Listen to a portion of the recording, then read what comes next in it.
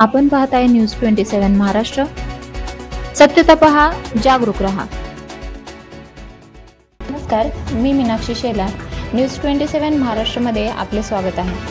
नुकत्याच विधानसभा निवडणुकीत विजय मिळवल्यामुळे महाराष्ट्रात आता पुन्हा एकदा महायुतीचे सरकार येत आहे.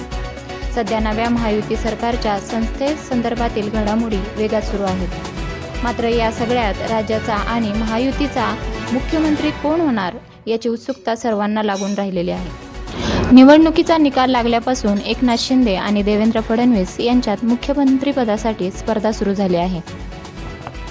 मात्र भाजपाने एक हाती 132 जागा जिंकल्यामुळे महाराष्ट्रात भाजपाचाच मुख्यमंत्री बसेल असा संदेश एकनाथ शिंदे यांना देण्यात आल्याचे सांगितले जात होते.